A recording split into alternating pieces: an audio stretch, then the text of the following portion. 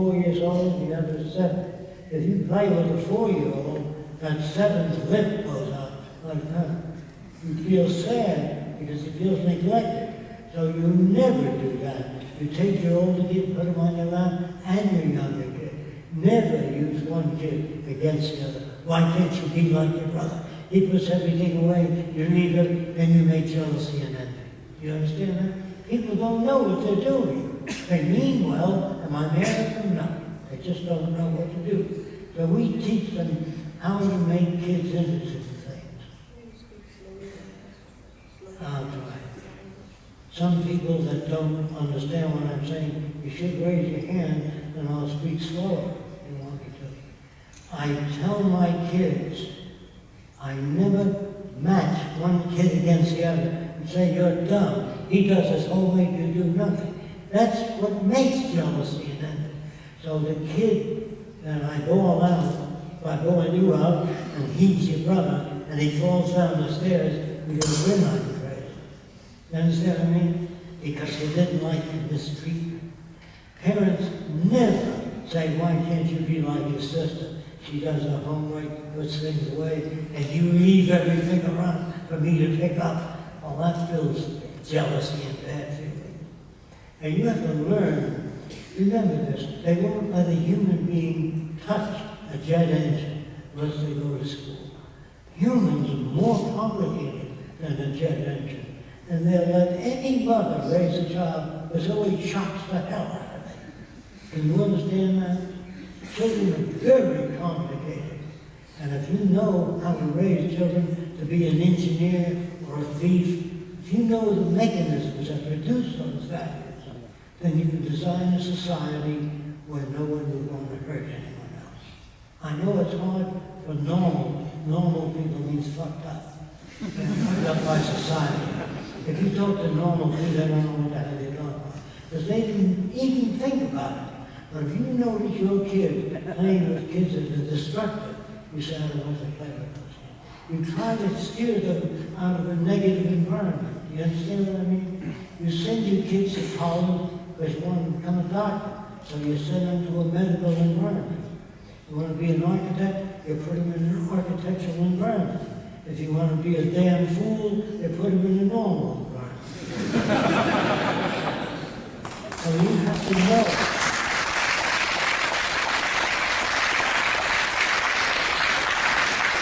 We are passing through many different countries, and I hope that I can reach people in different countries. So I want to tell you something. I've never heard a new question. That's why I repeat myself. I'd rather answer questions that are different. And you say, well, suppose two guys are in love with the same girl. What are you doing then? Real questions of real life. And I'd like to answer them for you, but I'm not hearing them. I have a question. May I say so? I believe it is very improbable that the powers that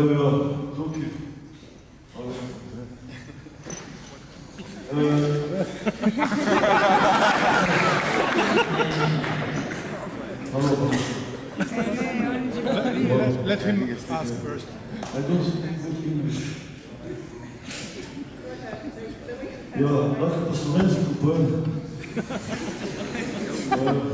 Jaz mislim, da nekaj znanstveniki niso dobro obveščeni.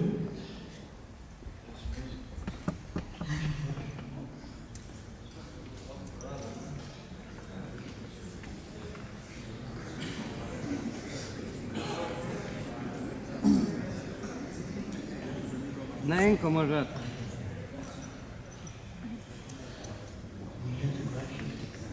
Okay, so hello Mr. Fresco.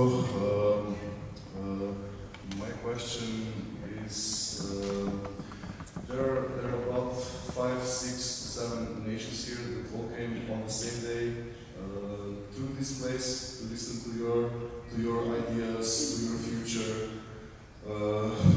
We all came on the same day. We all organized the same event in different countries, and we all came ideas how to connect them, how to go on. What is the next action to do? Well, first thing you have to do is educate your friends, your parents, and talk to people.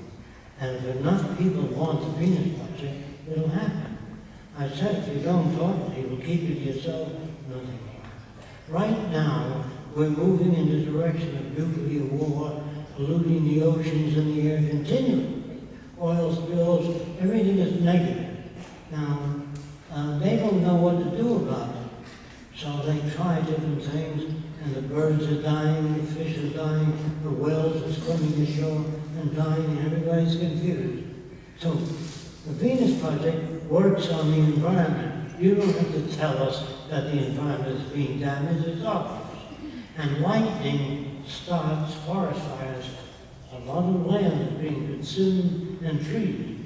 The problem is, how do you stop lightning from creating forest fires?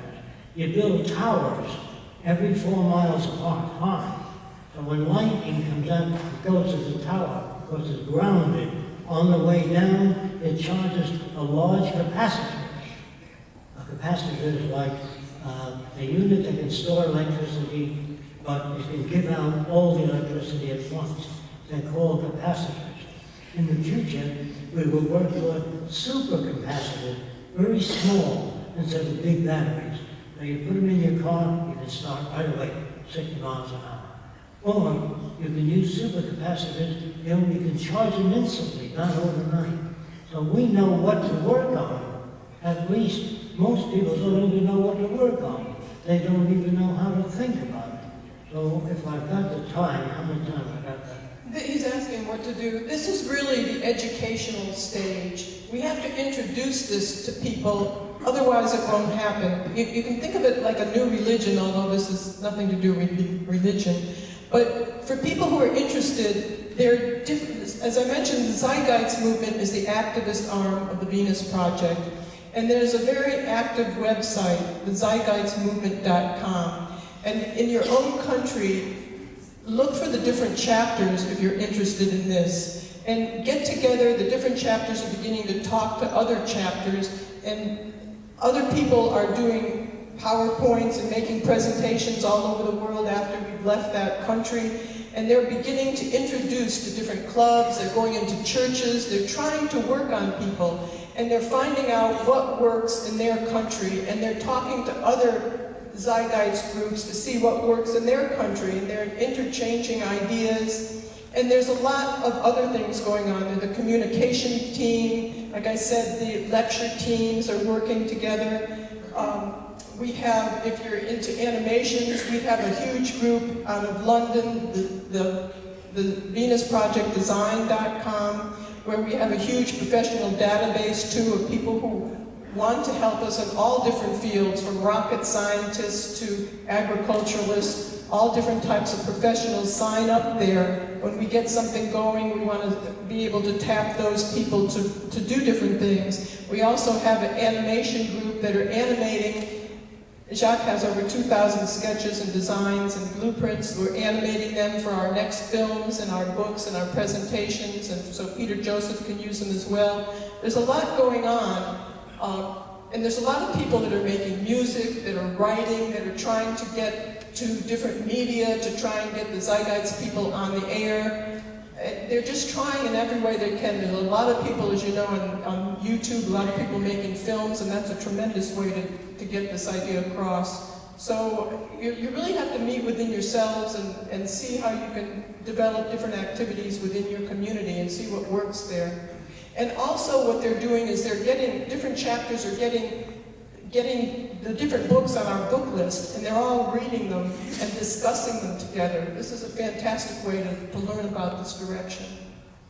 I have a very short question from the balcony here. Hi, my name is Igor. You mentioned the plans a couple of times, so I'm interested if they are made public, and if not, why? Thank you. You said you mentioned the plans. You wanted to know if they were made public.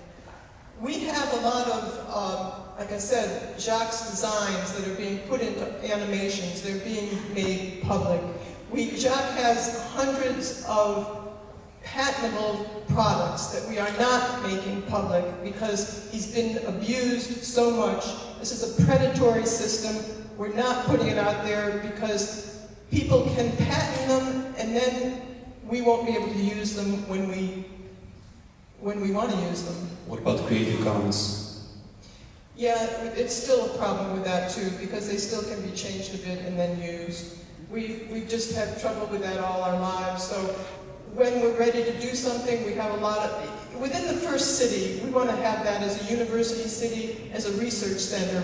We see that as a lot of members from the Zeitgeist movement, a lot of people working in different areas, coming there and working on the next city, and being able to implement a lot of the designs that we already have. And hopefully we'll be able to use them then. And it'll help support the city, because we see it as a transitional city. You can't just superimpose a resource-based economy within the first city. There'll be a transition, and we picture a lot of problems in the transition. People ask about it, but there'll be a lot of problems in the transition because people aren't wise enough intellectually or emotionally to sit back and try and find out what the problems are in society. It won't hit them until they lose their jobs, they lose confidence in their elected leaders, and they lose their homes. Then they'll start to look around for other alternatives. In the world today, they say, well, this man's a bad man, this man's a good man, this man's creative, this man's lazy. If you do that, there's no information in that. We don't believe people are lazy. We don't believe some people are creative and some aren't. Some people have learned how to be creative. Yeah. A woman wrote to Somerset Maugham. He's a writer that's world famous. And she says, I want my son to be a good writer. What school should I send him to? And this is what he said. Give him $300, turn him loose in New York, and tell him not to come back for a year. Then he'll have something to write about. So you see, I'm trying to tell you that the Wright brothers were not scientists.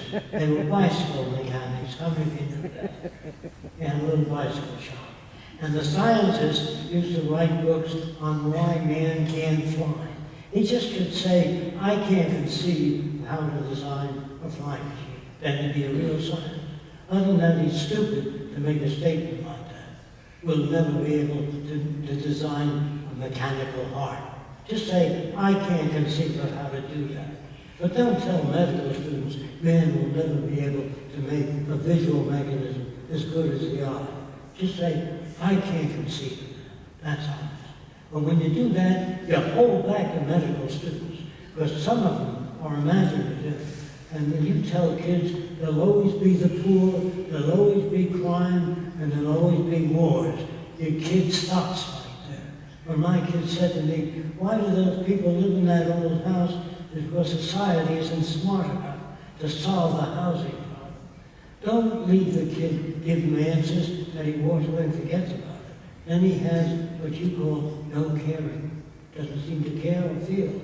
You say, that man's bad, that man's a good man, this man is honest, that one's a crook. If you do that, you're not dealing with problems, you're just making statements. We give names to objects. We say, this is a glass. That isn't what it is, that's a name we gave it. It's a transparent material, like obsidian. But we don't go into detail, we give names to things. This is a cork, or this is the top of the bottle. People really don't know how to talk in this society. Is it your fault? No, it's the schools. They don't know how to teach. I know that's hard to accept. That's why I'm asking you, please, ask questions. Don't be polite. This is how we learn. This is how I learn. If you criticize our society... This person wants to ask a question. He's been wanting to. Do Yes. you have a mic? Shall I? Yeah. Yes. Here's Mike. Good. The situation as it is very unlikely that the powers that be will ever allow this project to come to life. So a bigger possibility is that the system really has to fall. If we don't succeed together, critical mass, the system will fall, and there will be riots, there will be blood.